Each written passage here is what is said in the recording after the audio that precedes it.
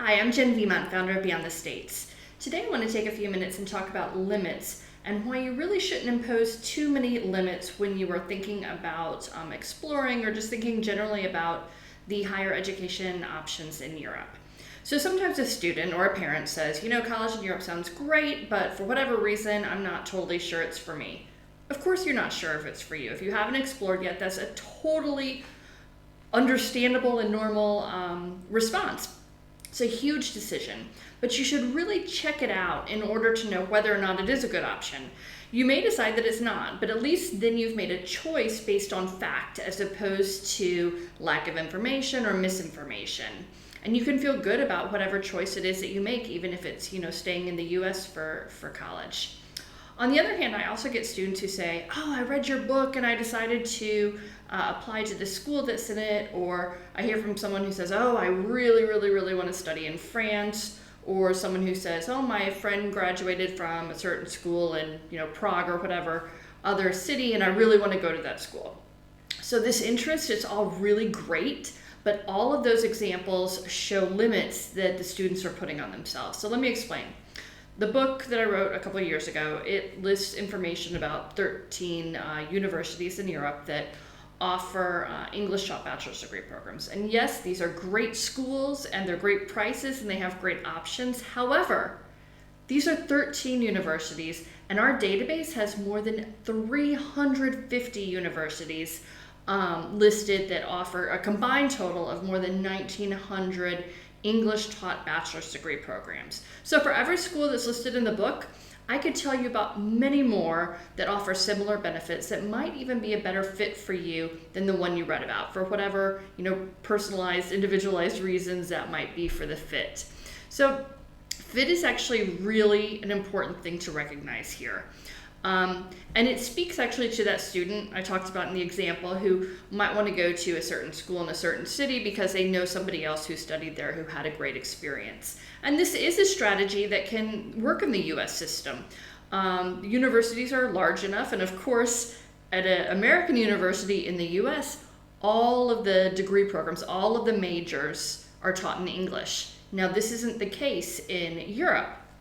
So in Europe, each university has their English taught programs. Well, not every university, but each university that offers English taught programs has a set of English taught programs, basically like English taught majors. And then they have usually vastly more programs that are taught in the language of that country.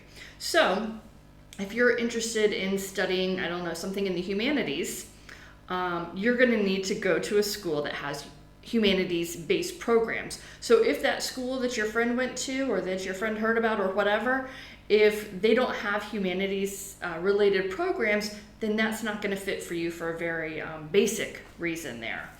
So that leads me to the student who wants to study in a specific country. Let's use France as an example, which I did before. France has 65 English taught bachelor's degree programs at a variety of universities throughout the country. However, only 29 of those programs are in a field that aren't business. So of those 29 non-business programs, 20 of the 29 are held at these two very expensive American universities that function in France. They cost more than $30,000 a year.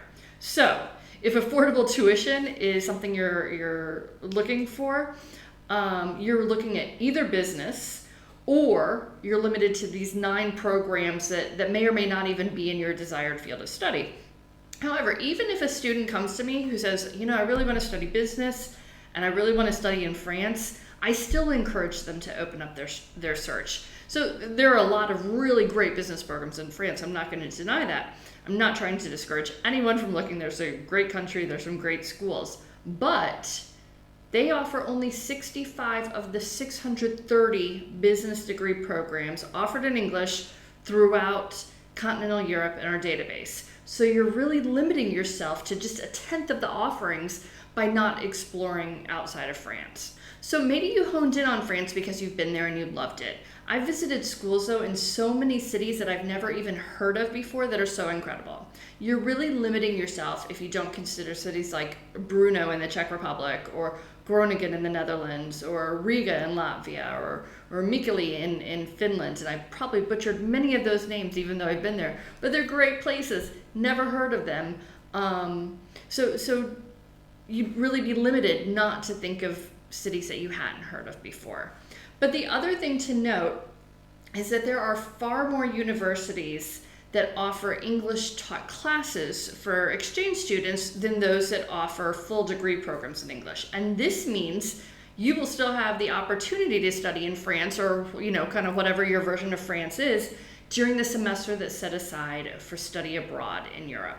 So, by the way, study abroad in Europe is set up in a way where you pay the tuition only of your home university for that semester. So what that means is if you're a student in the Czech Republic and you pay 3,000 euros a semester, and you decide to go study someplace for your semester abroad that costs, 8,000 euros a semester, you're still just going to pay the 3,000 euros a semester. It's not sort of this like money-making business scheme that it is when you try to study abroad from a lot of American universities.